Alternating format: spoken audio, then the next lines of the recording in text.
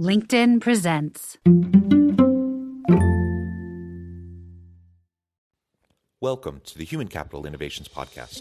We're your source for personal, professional, and organizational growth and development, where we share original research, explore industry trends, and interview executives and thought leaders from across the globe.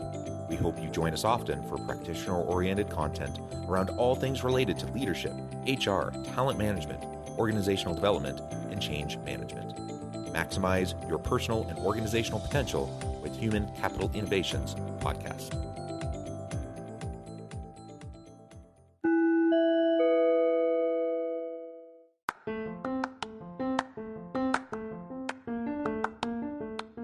Do you enjoy the Human Capital Innovations Podcast?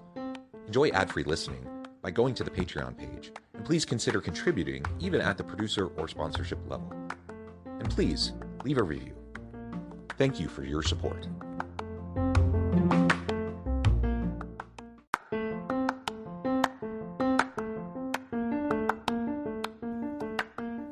Welcome to the Human Capital Innovations Podcast. In this HCI Podcast episode, I talk with Hamza Khan about reinventing leadership for the future of work.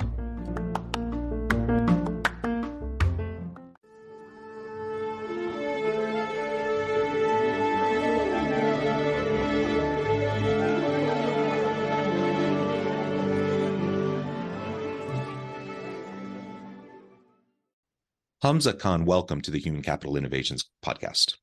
Dr. Westover. Sorry, John. Thank you so much for having me. It is a pleasure to be with you. I believe you're joining us from the New York area, aren't you? You got it, sir. From Hell's Kitchen. Wonderful. And I'm south of Salt Lake City in Utah. We are getting dumped on currently. It's the winter that never ends. It's a record year. I think some of the snow resorts have received like 800 inches of snow this year so far. No way. It's still coming, which is good because we've been in drought like much of the West. And so all of the water is really good and important to replenish the reservoirs and everything. But man, my goodness, we woke up this morning and it felt like Christmas. So man, hopefully it's getting a little warmer there in New York. It's a strange, dark upside to global warming over here. We never really had a winter. How are things in Salt Lake City in May? It's usually beautiful, very lovely. Okay. By this point in time, it's usually, nice and spring and blossoms, and it's going to be a bit delayed this year. So we'll see. All right. I'm going to be heading there right after a short trip with my niece to Disneyland, to Salt Lake, to speak at a conference, the AICPA and CIMA conference. So I think I'll be appropriately clothed. Yes, and perhaps you'll still have some great skiing even in May. We'll see. Love it. Looking forward to it. Okay. Well, it's a pleasure to have you. Today, we're going to be talking you. about reinventing leadership for the future of work. And I'm super thrilled to explore this topic with you. It's one that I'm passionate about as well. As we get started, I wanted to share Hamza's bio with everybody. Hamza Khan is a best-selling author and global keynote speaker whose TED Talk, Stop Managing, Start Leading, has been viewed nearly 2 million times. He is a top-ranked university educator and respected thought leader whose insights have been featured by notable media outlets such as Vice, Business Insider. Hamza is trusted by the world's preeminent organizations to enhance human potential and optimize performance. His clients include the likes of Microsoft, PepsiCo, LinkedIn, Deloitte, Salesforce, TikTok, and over 100 colleges and universities. As the co-founder of Skills Camp, a leading soft skills training company, he is on a mission to empower organizations to thrive in the future of work. From Fortune 500 boardrooms to international conferences, he regularly shares actionable insights on the topics of leadership, resilience, and productivity. I think all of that is tremendous. Thank you again for joining me. Anything else you would like to share by way of your background or personal context before we dive on into the conversation? Thank you, sir. That was a very, very generous introduction. And I was smiling. I was feeling very proud of all the accomplishments that I've been able to have over the last 15 years of my career. But having read your bio, having read up on you, I was like, oh man, I'm a baby over here. I'm a spring chicken compared to Dr. Westover and the work that you've done. And so I'm just very glad to be here. I'm honored to be in your presence, to join the pantheon of guests that you brought on this podcast and to learn.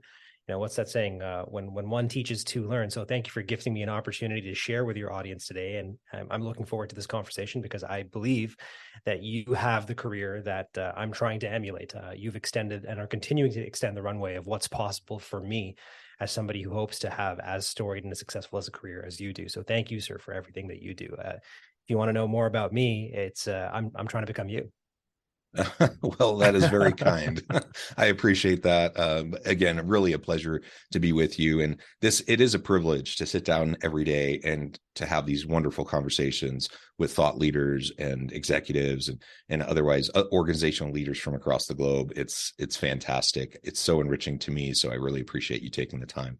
Well, why don't we dive on in, and maybe you can share a little bit about the reinvented piece. So you have this recent book where, the introduction to this episode is really taken from that book, Reinventing Leadership for the Future of Work. Tell us about the book, why now? What do you mean by reinventing leadership? Wow. Yeah, thank you for asking that. Unlike the first book that I wrote, The Burnout Gamble, which took me just under 3 years to write every single day, piece by piece, I was able to crank out Leadership Reinvented in the span of, I think, 3 months.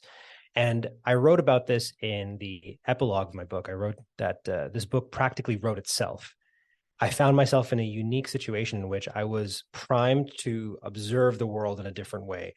My father experienced a health scare during the early days of the pandemic that was brought upon by stress, disorientation, and all the volatility, uncertainty, complexity, and ambiguity that we feel profoundly in 2023. But, I just became acutely aware of in the first couple of weeks of the pandemic. And it changed the way that I looked at the leadership apparatus across government, nonprofit, and corporations that was entrusted to guide us through this pandemic.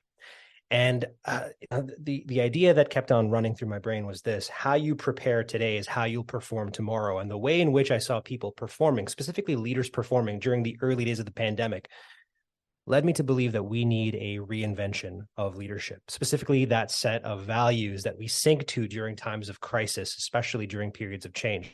There's this misconception that people step up during a time of change, step up during a crisis, but the opposite is true. They actually sink back to the level of their training, values, and preparation. So again, how you prepare today is how you'll perform tomorrow. And frankly, I was just very discouraged by what I was seeing, specifically in the corporate sector, especially in the government. And we're seeing this now play out in the prolonged failure to respond to what is clearly a paradigm shift in the future of work that has happened since the pandemic. Gallup is consistently finding, I think now 10 years straight, that most of the workforce is disengaged. I think 85% was the most recent State of the Workplace report that found that 85% of the global workforce is disengaged. Edelman is finding that with their trust barometer, that trust in NGOs and government and business is declining precipitously. Life expectancy is dropping for the first time, actually, in the United States. Life expectancy is dropping wild. Inequality is growing. Workplace stress-related illness, injuries, and fatalities are on the rise. I mean, I could go on. And, John, I'm preaching to the choir over here, but I've walked away from this experience, having watched leaders stumble through their pandemic, that the world of work isn't really working for most people, including leaders. Yeah. So this book was very much written as a call to action to distill my thoughts, to organize my thoughts around this, and to help us create a new system that we can sync back to during times of stress and change that will inevitably happen. One that is profoundly human-centric, pro-social, as opposed to the styles of leadership. And I use the word leadership loosely over here. We're talking about management specifically that people sync to, that are remnants of the first and second industrial revolution, namely the Theory X style of management, dominance-oriented leadership, and so on and so forth. Yeah. And I really like how you highlighted how we tend to sink down to our base level of competency and skill in times of crisis. So sometimes we do point to glowing examples, and there were some. I mean, there were lots of bad examples during the pandemic, but there were some glowing examples too. And we really pointed to those, and we say, look, these people rose to the occasion. And I'm not so sure they rose to the occasion. It just, the occasion allowed for the spotlight to be on them for how good they are always, right? Yeah. But what really happened is, in so many cases, leaders just weren't up to the challenge at all, not even remotely. And then you see all of the negative things that were happening during that time.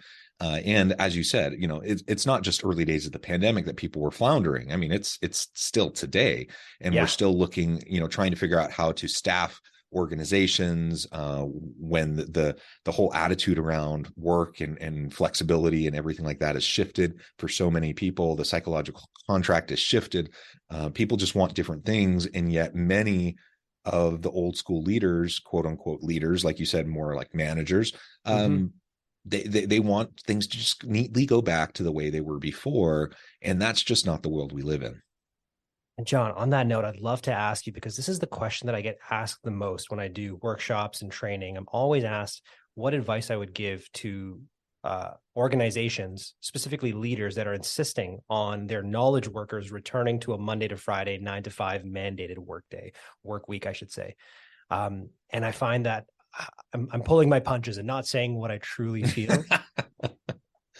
I don't know why I feel like this conversation with you is emboldening me as somebody that is thinking about this to a degree that I hope to have that level of sophistication and vast foresight and insight and even wisdom about this. So I'm curious to know, John, not to put you on the spot here, but I know you're being asked the same question as well. How have you been guiding leaders?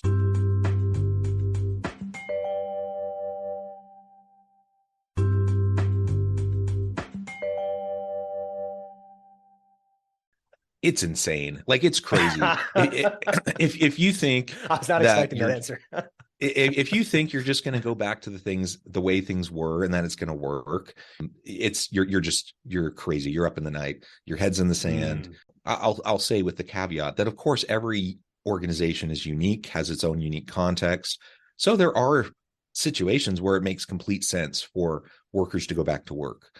Even thought leader, knowledge worker types of jobs where they literally could be done anywhere. It does make sense sometimes for people to be back together in the workplace. Agreed. But generally speaking, does that require them to always be back together? Probably not. And that's why hybrid work has become such a popular approach to allow the flexibility to adapt to the unique circumstances of a given team within a given organization. But if you're just going back to the way things always were before, for the vast majority of organizations, I just don't see how that makes any sense. And it's wishful thinking to think that you're just going to magically return. People's attitudes have shifted. Their priorities have shifted. What they want from the work that they do has shifted. And as you said, other things have unfortunately shifted in a negative way in terms of trust in organizations and institutions and those sorts of things.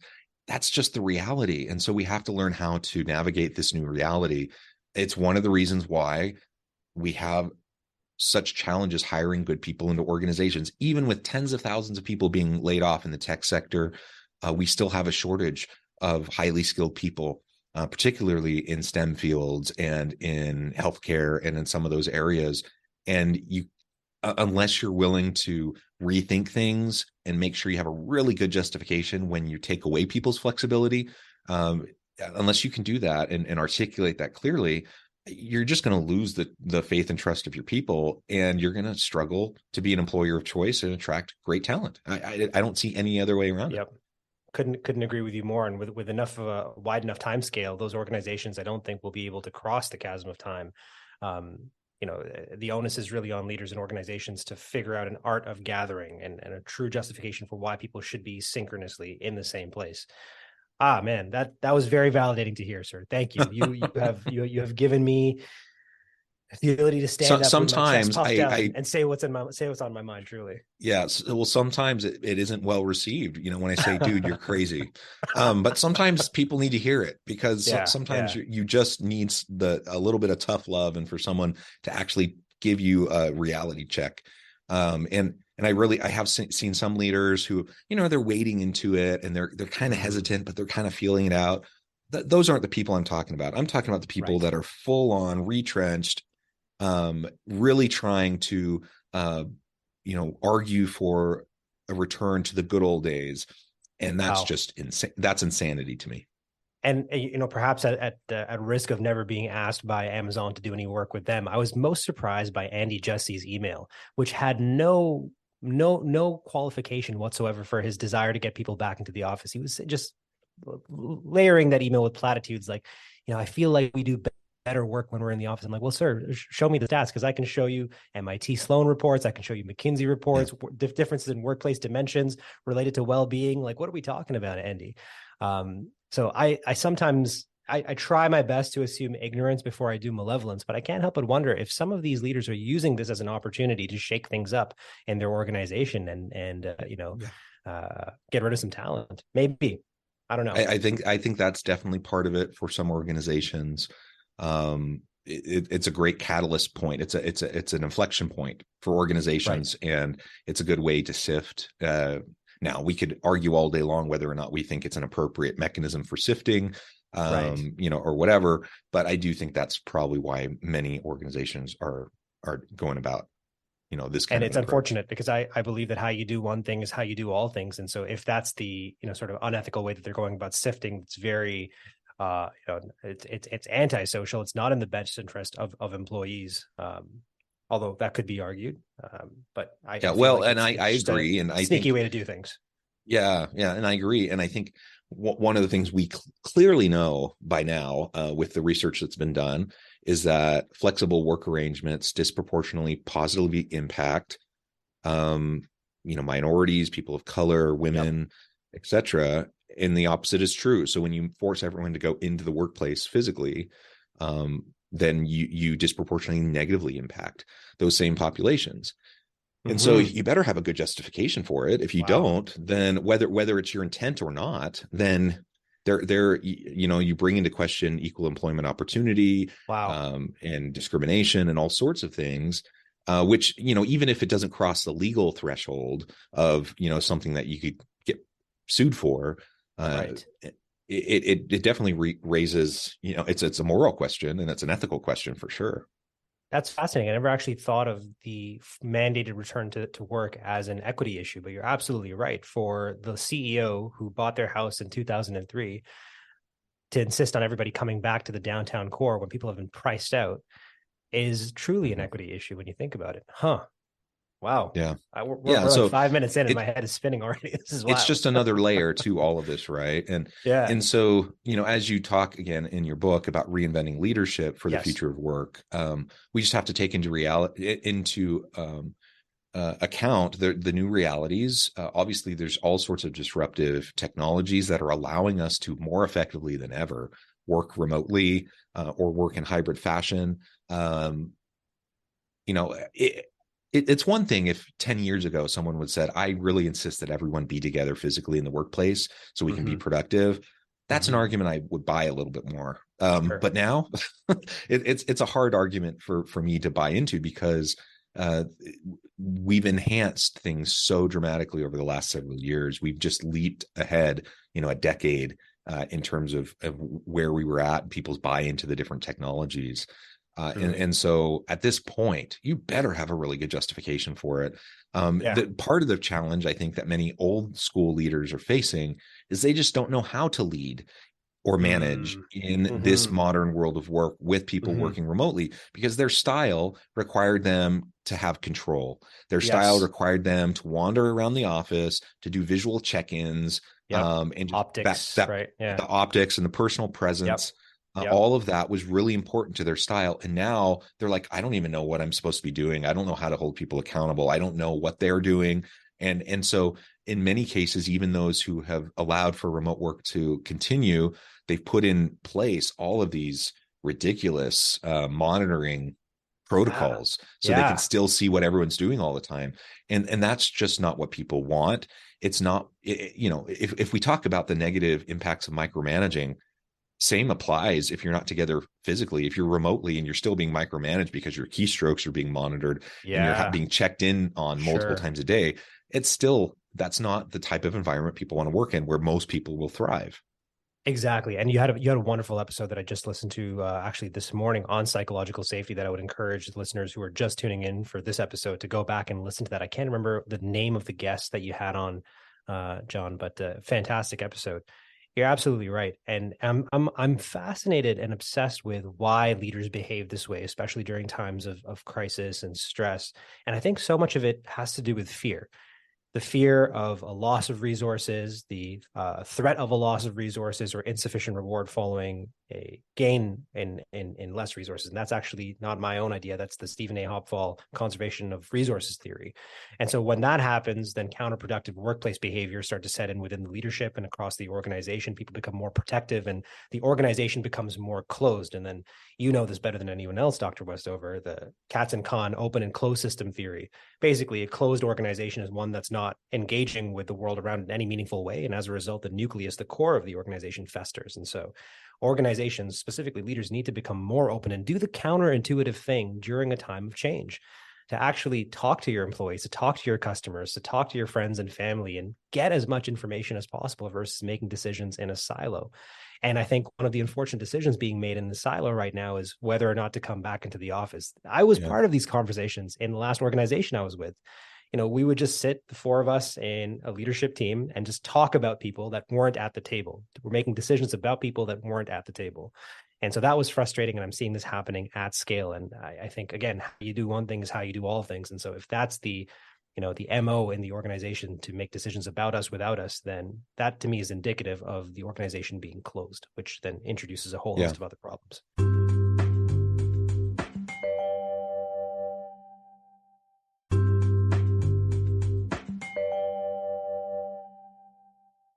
Yeah, openness and transparency in the modern age is so important. People expect it.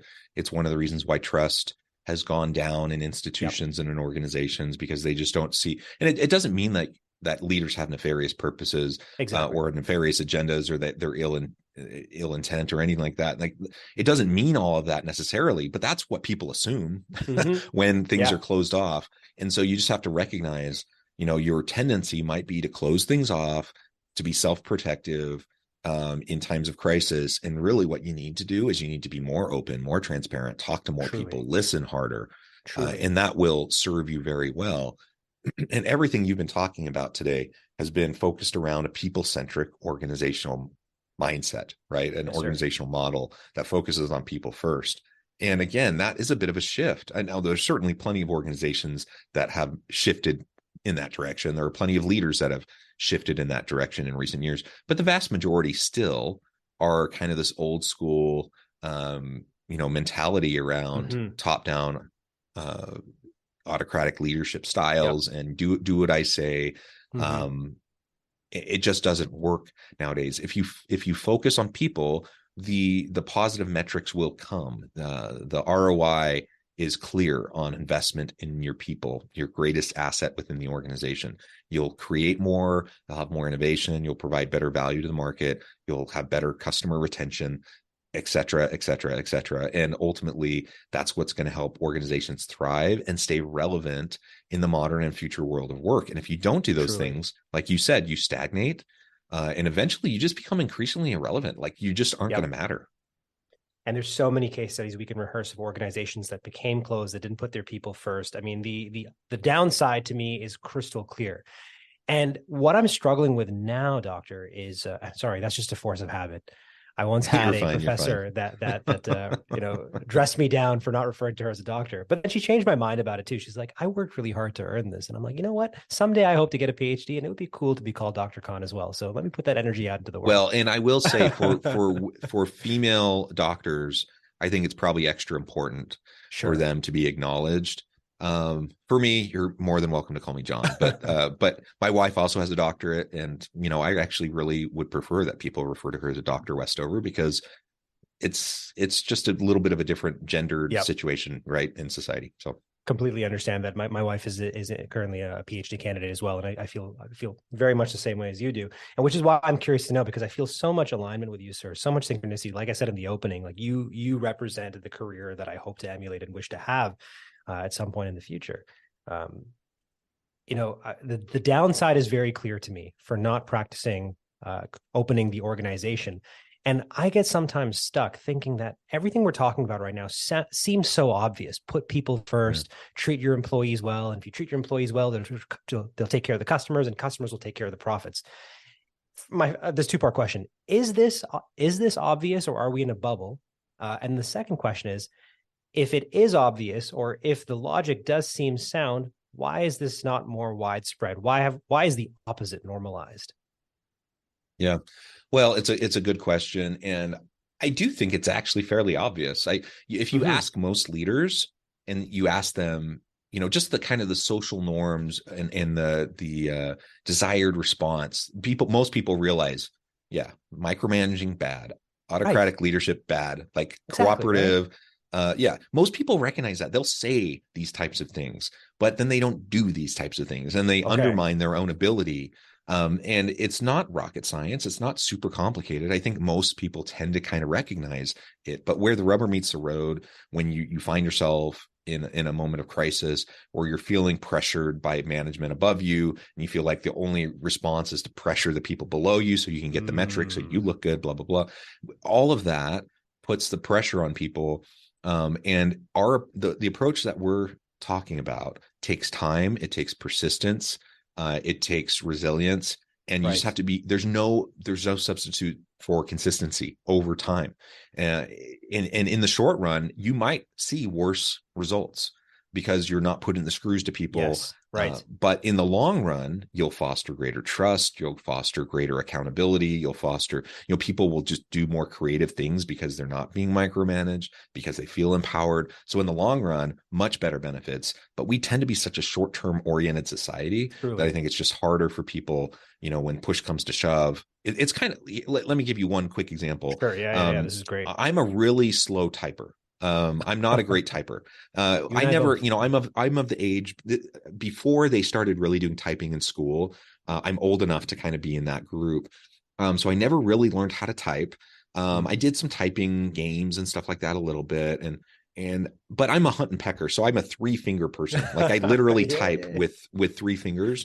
Now I know full well that I will be a much better, more effective typer if I will just like practice 10 minutes a day, for a couple months. I'll be way better. Do I do it? No, I've never done it. I'm still a 3-finger typer. And I think it's the same thing for a lot of leaders. They know what they should do, but it requires a little bit of extra work in the short run that will pay long-term dividends. And they're just not willing to do it, or they have good intentions, but then they just fall back into bad habits. Wow. And this is where now you've helped me understand sort of where and why I'm holding back from saying the thing that I want to say. So I truly believe that while I'm there doing work, helping organizations, helping leaders, helping teams operate within a capitalist paradigm, I also have the heart of an activist. And I'm kind of hoping that this revolution goes to the full extent that it can go. And there's one big union that forms that's in the best interest of employees, but that's too much. And that's not going to lend itself very well to a thriving speaking publishing career. I also believe, though, that change should happen from within. I think that we can try as much as we want to shout and make change from without. And I'm not discrediting the work of activists. Again, like I said, I truly have the heart of an activist. I find that I'm at my most persuasive when I can convince people to work within their frameworks. And it's so interesting. One of the models that I've been relying on recently to help inform my work and my research is the destructive leadership matrix, which basically tries to reconcile the tension between what's good for the employee and what's good for the organization. And that dichotomy, like, do you focus too much on the organization at the expense of the employees, and do you focus too much on the employees on the opposite side? Do you focus too much on the employees at the expense of the organization? And I was recently watching the I think it's Howard Schultz, Starbucks, testify before Senate, and I was sitting there with that matrix, and I was just making notes in every quadrant of that, like, hey, this is good for Starbucks, this is not good for employees. Okay, this is good for employees, but not good for Starbucks. And it was just fascinating to see that short-termism. I think he was trying to make decisions with the best of intentions for the shareholders of Starbucks. And as a shareholder of Starbucks, I'm like, I'm okay to not get a dividend for the next 5 years if you retool this company to be focused on employees, which is in the best interest of employees, customers, communities, and the planet. I'm okay. You don't owe me anything, Mr. Schultz. Just take care of your employees and we'll talk 10 years from now. But you're right, that short-term thinking is so hard-coded into the fabric of the workplace. So much so that I was surprised. I'm doing some research right now on B Corp and the evolution of B Corp and how that was a natural conclusion from ESG, and where did ESG come from? And I looked at CSR, the origins of CSR. And I know, Dr. Westover, you know this, so allow me to just explain how surprised I was as a very nascent researcher to find that the fundamental assumption in CSR is that profits come first. And I was like, oh no, like we've built this on such a shoddy foundation with the best of intentions, but profits should be a byproduct of taking care of your people.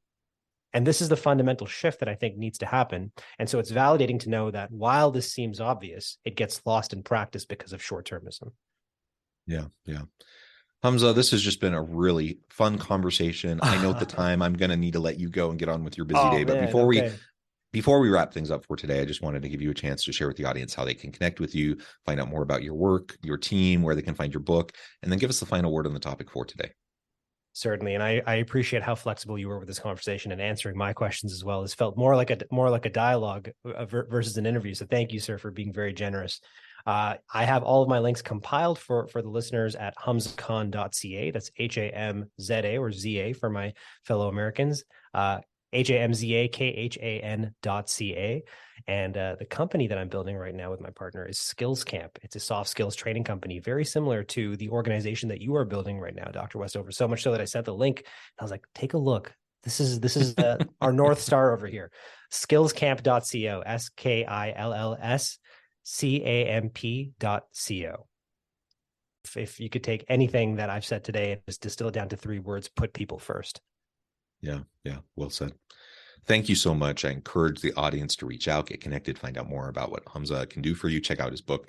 And as always, I hope everyone can stay healthy and safe, that you can find meaning and purpose at work each and every day. And I hope you all have a great week. Do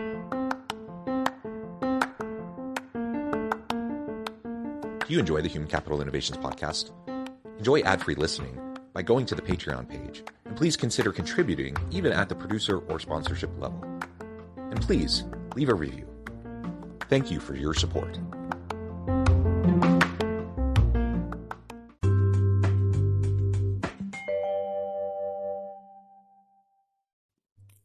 Thanks again for joining us for this episode of the Human Capital Innovations Podcast. I hope you stay healthy and safe and that you have a great week.